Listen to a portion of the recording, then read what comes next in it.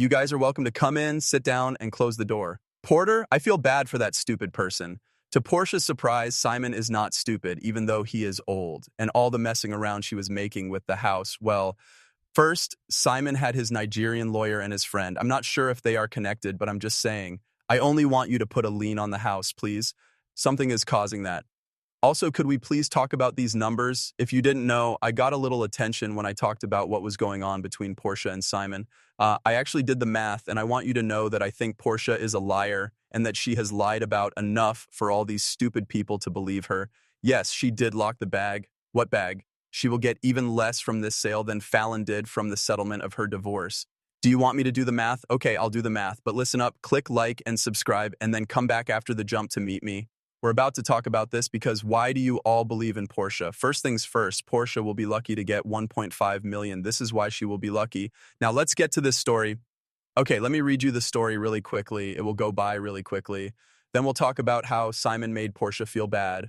This is what I might mean. Porsha might be good at both twerking and getting people to do what she wants. But when it comes to money, Porsha is never smarter than her when it comes to bucks and cents. All of these people are actually calling her a patron saint, a lost hoe. She does strange things all the time. Maybe we've already talked about this a lot. We said this would happen years ago, but we're back to say, we told you so.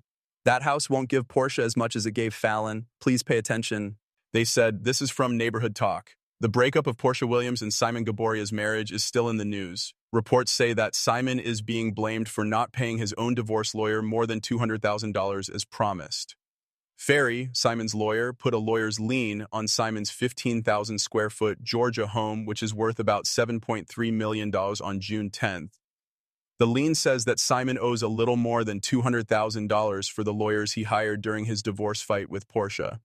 In a strange twist, they say Porsha has been living in the house since the court gave her temporary exclusive use of it earlier this year and gave her the house as part of the final settlement. Hold on a second, because a lot of people, you can tell from the comments that they've never even owned a home. I'm not trying to be rude, but you don't know what refinancing is, what equity is, or the difference between separate and married assets. I'm here to help you understand these things. Let's wash this mug, shall we? Further, they said that Porsha asked for a divorce from Simon, noting their prenuptial agreement, and Simon asked for a child. The prenup was thrown out just a few days after Simon was sent back to Nigeria because of visa problems. The prenup was upheld by the judge. The prenup says that Simon has to pay Porsha $40,000 a month in alimony for 14 months, okay? So now we know how much Porsha was making on Real Housewives of Atlanta because Simon was meant to pay her about $640,000 for the years she didn't work. That's a lot. He doesn't pay his bills, and Porsha has to pay taxes on that. It doesn't matter, right? Simon doesn't pay his debts. So good luck getting that $40,000 a month you talk about. Now let's talk about why people say Porsha got away with the house. Actually, Porsha has a chance to walk away with the house. Allow me to explain. Let me break it down for you, because there is a lot of false information out there. There is a loan on the house.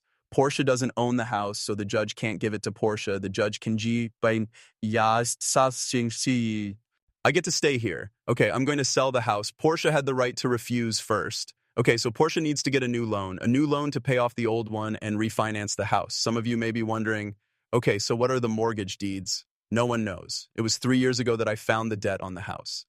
I thought it was strange at the time. I also remember telling Porsha to be careful. It's your name on the property, and here it is. Let me go over the numbers with you. He paid $7 million for the house. Okay, let's be exact, $695,000. The house is worth $7.3 million now. To keep things fair, let's say he bought it for $7,000, just like in the real world, right? It costs $695,000. Okay, it's worth 7.3 now. The house would be Simon's full property. What would happen? When they sold the house, Simon only got 3.5 million, but Porsha got 3.5 million, so she made money. She could also get a mortgage for 3.5 and give Simon that 3.5, okay? After that, she gets to keep the house and only has to pay the mortgage she took over. Simon gets his money and leaves. Any way you look at it, Porsha got 3.5 million in a bag. Simon isn't that stupid, though. She is not very smart, and Simon has been pulling scams for a while. Let me tell you what's really going on. Simon bought that house for $6.9 million to $695 million, okay? Let's say $7 million. At that point, I told you that Simon did something very cool, which was smart of him. He paid for the down payment with his own $500,000. Then he got a loan for the last 3.4 or 3.5 million, whichever amount it was. In terms of sharing assets, what does that mean? You can keep any money you earned or had while you were married. Then there are the things you did before you got married. If you can prove through a trace that the money was not part of the marriage too, then it is okay. When it's time to sell that house and that amount of money, you can. I had nothing to do with getting married. Remember that he put down the money. What did he do next? He bought the house before they were even married, before they had a prenuptial agreement. She doesn't have any rights. 3.5 million. Simon will get the money back if the house is sold. After that, the debt must be paid off with the money from the sale of the house. That is, if they can actually sell it for 7.3 million, which is how much it is worth. You have to show what the market will bear when you go to sell it, though. But let's say that the market will actually pay 7.3 million for it. Simon already has 3.5 because he put that money in. He gets the money. It wasn't property of the marriage. The 3.5 million mortgage payment is due, 7 million. For the house, Porsha wants to get a new loan and take that bad boy over. She does not need a 3.5 million loan. The 7 million loan is because she doesn't own the 3.5 of Simon's assets from before they got married. Find out. I am not in charge of making laws. The name is Fulton County. Let's talk about that $200,000 lien now. Let's pretend that lien didn't exist right now, okay?